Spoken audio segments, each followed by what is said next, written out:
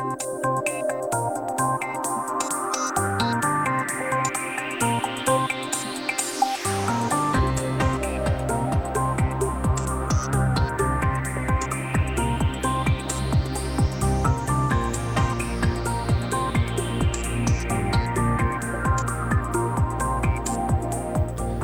projects you will see in this video were designed, engineered, and fabricated by the 31 students enrolled in the Automation Robotics class at Seaholm High School, Birmingham, Michigan. For purposes of the ESME competitions, the red dots identify pieces that have been designed and fabricated by students. Many of the seniors will be going on to college and majoring in engineering. Some of the schools they will be attending include the University of Michigan, Michigan State, Purdue, Penn State, Cornell, Case Western Reserve, and Stanford. Other students will find jobs in the automated machine tool industry. With their background from the Automation Robotics class, they possess many of the necessary requirements to enter that skilled workforce. The amusement park ride uses positive position feedback devices including limit switches at the top and bottom of the high elevator and infrared fiber optic sensors while the car is in the tube. Before the car can start in the lower elevator, a proximity sensor signals that the elevator is in position. Then an infrared reflective sensor signals that the car is in the elevator. At the beginning of the ride, the car goes up a 4-foot rodless cylinder elevator to lift it into position at the start of the first tube. When the car reaches the top, a limit switch then fires the cylinder that propels the car into the tube. As the car passes various infrared sensors, cylinders raise the tube vertically and shift it horizontally. This entire operation is controlled by an Allen Bradley 502 PLC. Customers can choose from 3 different kinds of pretzels: plain, with cinnamon sugar coating, or with mustard on top. Pretzels are loaded into a magazine, and the table below rotates to a slot that will accept the pretzel. Then the pretzel is carried to an open slot above the conveyor. When a customer orders just a plain pretzel, the robot simply picks up the pretzel, immediately deposits it at the delivery station, and goes home, as it does after delivering each pretzel. The other choices require the robot to do several more operations. If the customer chooses the cinnamon sugar coating, the robot first places the pretzel in the butterizer, where spray butter is applied so the cinnamon sugar mixture will adhere to the pretzel.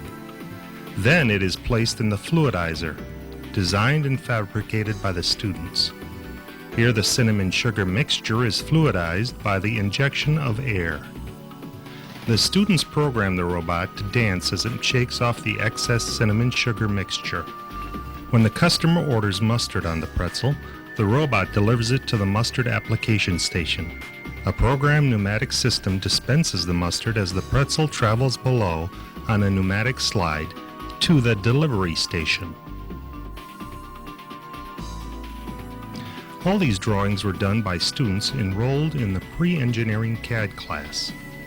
The making of cookies generally is a hand operation done by Mom in the kitchen. These engineering students elected to automate Mom's operation. The cookie sheet is on an XY air-powered axis. The dough passes through an opening in the base plate, and a pneumatic slicer shears the dough, dropping it onto the tray at 2-second intervals. This is a dual feed system. The XY axis changes position and the cycle repeats until 12 pieces of raw dough have been dropped. The full tray is transferred with the air cylinder onto the conveyor system that carries it through the oven. The conveyor travels very slowly through the oven to provide the required 7.5 minute baking time.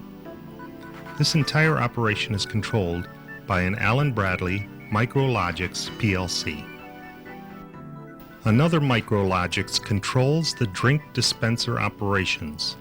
Here the customer can choose between 2 drink options. This entire operation is automated. The robot does everything from picking the empty cup from the dispenser to placing the full cup on the delivery rack. The robot must execute several moves very smoothly so the drink doesn't slosh over the top of the cup. 4 steps are done in this mini manufacturing facility. First, widgets are manufactured. This is done by simulating drilling a hole in a 1.5-inch cube while the cube is held in position with a vacuum chuck. At the same time, a 1-inch cylindrical piece is being transferred and held by a vacuum chuck. The table shifts and the access pin is automatically inserted into the cube while a hole is being drilled in the cylindrical piece. Then the table shifts again and the cylindrical piece is picked up by the robot, rotated 180 degrees and placed on the access pin. The lower gripper picks up the entire assembly and transfers it to the offload table. Second, widgets are moved to the loading station.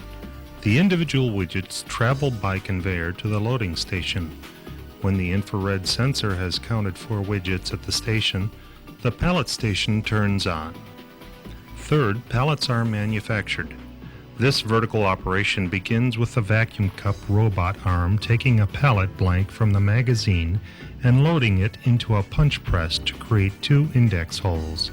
These holes will index the blank in the notching station that creates the 4 corners. Then the vacuum cup on the robot arm delivers the blank with the notched corners to the pallet press forming station. After the pallet has been formed, the ejector cycle pushes the pallet up from the die. The vacuum cup then picks up the pallet and delivers it to the slide station. From there, it is moved to the proper location for loading pallets.